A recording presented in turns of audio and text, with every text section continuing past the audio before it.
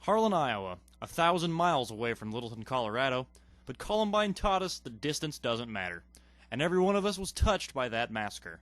In April of 1999, we had plans in the afternoon. A friend of mine had plans in the afternoon to drive to Denver, which is only about an hour north, and go to a Rockies game.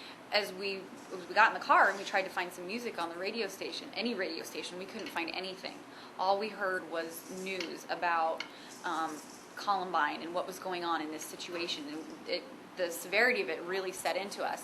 And we were driving and we just were silent in the car, just listening to the news and just in shock. And we got about halfway up to Denver and we heard on one of the radio stations that the Colorado Rockies had canceled their game that night because of what had happened. And so we decided that we would still go up to Denver. Her father lived there. Her parents were divorced and her father lived there.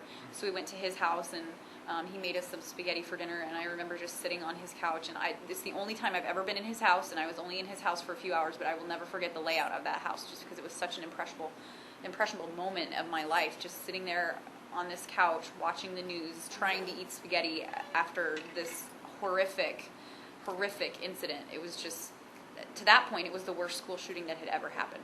The massacre's first victim, Rachel Joy Scott, a sophomore at Columbine High School. She was a very caring, compassionate, tolerant person who went out of her way to make others feel welcome, who went out of her way to make sure that that people who maybe got picked on realized that there were people out there who did like them and the world wasn't just full of bad people.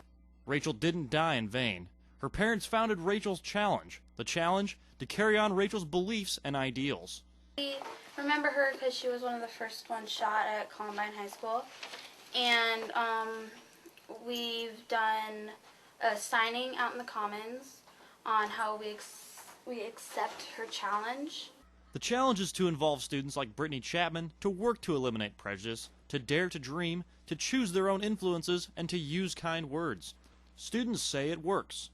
When we went to contest, I don't remember which, probably something for marching band, but they put these little pink sheets on all of our cubbies where we keep our instruments, and it's like, have a really good day at contest, we hope you do really well, we support you, and it was really cool. I think they sold cookies and they did different drives for different organizations, which was really cool.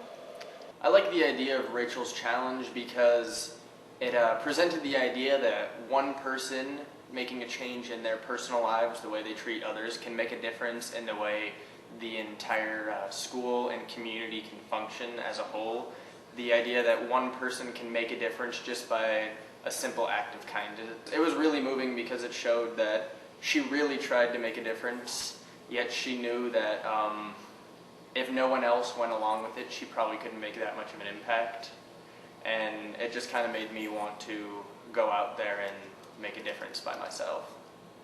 It's a great program. It keeps people involved and makes people think about their decisions every day, whether or not they're a good choice and whether or not they affect other people.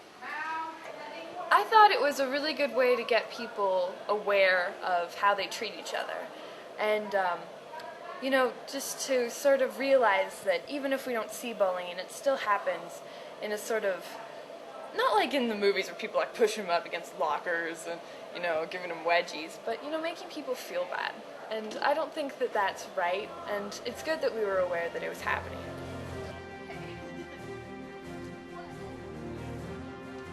Awareness. That's the goal of Rachel's Challenge, so that students like these at Harlan Community High School can work together to prevent a tragedy like the one at Columbine from ever happening again.